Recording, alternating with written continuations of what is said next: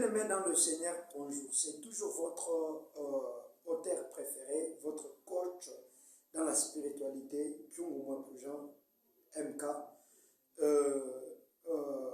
Aujourd'hui, une fois encore, nous venons auprès de vous. Avant toute chose, je vous salue de partout où vous êtes. Et aujourd'hui, nous voulons parler de mystère du corps corruptible, incorruptible. Le mystère du corps corruptible, incorruptible. Comme dans des vidéos précédentes, je vous ai dit que le corps humain que nous parlons a des mystères. Et nous avons commencé à relever les mystères au travers les 4 corps, à savoir le premier corps, c'est le corps matériel. Le deuxième corps, le corps astral. Le troisième corps, c'est le corps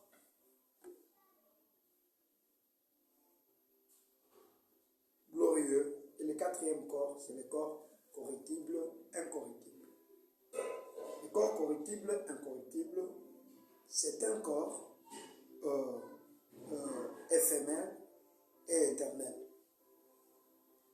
Le corps corruptible, c'est un corps qui peut atteindre la gloire, qui peut naviguer dans tous les autres corps, que ce soit dans le corps matériel pour avoir les noms, le corps astral pour avoir les noms, le corps glorieux pour avoir les noms, mais toujours dans ces corps, dans ce corps-là, bien qu'il y a des malégances pour maîtriser d'autres corps, afin de les faire du mal au travers la domination et l'étonnement des autres corps. Mais ce corps-là est corruptible, est éphémère. Ça peut mourir, ça peut rentrer à la terre. Ce corps corruptible, qu'on appelle les corps de manipulation, les corps qui détruisent plusieurs face à son éveil exagéré, ces corps qui sèment la malignité dans l'homme qui a réussi et qui cherche à prendre tous les autres comme leurs esclaves, en leur maltraitant, en leur tuant, en leur faisant ce qui est mal. En réalité, ce corps corruptible est éphémère. C'est ce que la Bible nous dit, qu'à combien plus forte raison de gagner toutes les choses du monde et de manquer les choses du ciel. Dans ce corps corruptible, les gens entrent dans des choses. C'est un corps qui est à côté de la mort. Donc, une personne arrivée dans cette dimension, il voit la mort des autres comme la mort des animaux. Il pourrait faire n'importe quel sacrifice pour atteindre la spiritualité. Et ce corps-là, corruptible, pour qu'il atteigne l'incorruptible, il faut qu'il passe par la mort, ou soit par l'enlèvement qu'on appelle l'échangement. Et le corps incorruptible, c'est un corps spirituel qui sera jugé selon ses capacités spirituelles. Et ce corps incorruptible a au moins 3 phases, là où je ne peux pas entrer en profondeur avec ceci, car ça sera difficile à comprendre pour d'autres personnes. Ce que j'aimerais vous dire, que le corps corruptible, incorruptible, c'est un corps éphémère et éternel. Un corps qui est entre la vie et la mort. C'est un corps qui navigue dans les choses vécues et dans les choses spirituelles. Au milieu là, il y a un pont qu'on appelle un corps corruptible, incorruptible.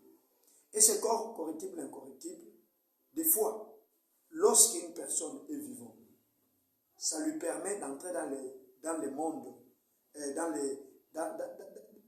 les mondes spirituels. Il navigue tous les 6 mondes spirituels.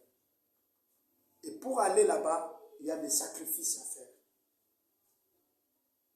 Il y a des vies à faire souffrir.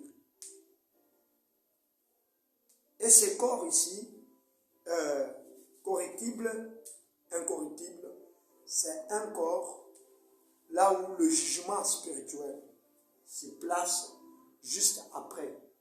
C'est juste dans ce corps, si une personne atteint ces dimensions, on lui dit qu'il est devenu un maître. Il peut aller dans n'importe quelle planète, apporter des lumières dans cette planète pour les ramener dans ce monde.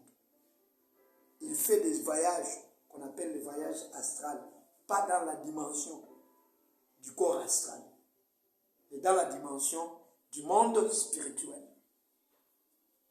C'est ce que la science occulte, la science, la métaphysique, nous a menti à ce qui concerne la science, à ce qui concerne la religion, à ce qui concerne la spiritualité. Voilà, c'est un peu compliqué. Mais après la mort, il y a une vie. Et cette vie qui sera accompagnée avec quel corps? Le corps incorruptible. Et ce corps incorruptible, pour entrer là-dedans, il faut que ce corps meure. Si une personne meurt, il y a la décomposition du corps. Ce corps matériel retourne dans la terre.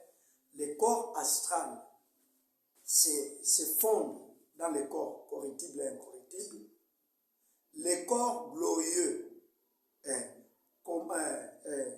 continuent à vivre par les traces que l'homme a laissées, ses enfants, ses sociétés et quoi que ce soit. On dirait que le corps incorruptible continue à vivre dans le corps glorieux à l'absence d'une personne. C'est vraiment compliqué à comprendre ceci. Ni la science, ni l'occultisme, ni la spiritualité. Personne n'a osé parler de ces choses. Pourquoi je te parle de ces choses? Parce que je t'ai mandaté pour vous faire comprendre ce qui est difficile à comprendre dans la vie spirituelle. Alors, c'est dans la vie après la mort, là où le corps incorruptible va commencer à vivre, comme étant un défunt, comme étant un esprit. Et en vivant comme étant un esprit, un défunt, les gens qui sont dans le monde, qui portent son sang, il y a la coupure du sang, mais la transcendance de l'égalité astrale et la transcendance de l'égalité mentale. C'est la raison pour laquelle celui-ci, ses réactions, c'est comme son père, mais il n'a pas vu son père. Son père était mort avant sa naissance. Vous comprenez? Tout ça, vous êtes appelés à comprendre tout ça. Et cette coalition entre les morts et les vivants, c'est ce qu'on appelle la magie, la magie ancestrale, la magie sainte, et ce qu'on appelle, par exemple, le culte des saints. Vous comprenez? Tout ça, faire sortir un esprit, le culte ancestral, parler avec les esprits des ancêtres, avec nous, tout ça, c'est à ses côtés. Mais je vais vous dire la vérité, le monde spirituel commence là-bas. Et si ça commence là-bas, ça se développe. Ça se développe. Et quel sera maintenant le sort? Moi qui étais passé par les corps, qui portaient les 4 corps, le corps matériel, le corps astral, le corps glorieux, ainsi que les corps corruptibles, incorruptibles. Si j'entre dans une porte, par exemple, dans le sein d'Abraham, il y a la porte droite et la porte gauche. Toute ma génération, tous les gens que j'ai influencés, tous les gens que j'ai donné naissance par mon sang, elles seront dans cette même partie spirituelle, mais ça sera totalement subdivisé en deux.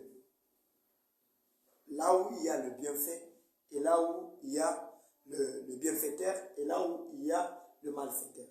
Jusqu'à ce que surviendra la vie éternelle. Une autre dimension appelée la dimension divine. Quand je parlais sur les trois dimensions de la vie, je vous ai parlé, il y a la dimension humaine, il y a la dimension spirituelle et la dimension divine. En réalité, tous les morts, ils sont morts à nos yeux, mais ils ne sont pas morts. Ils ont évolué pour atteindre une autre vie. C'est la vie spirituelle. Tous nos parents, de toutes les générations, ils sont là.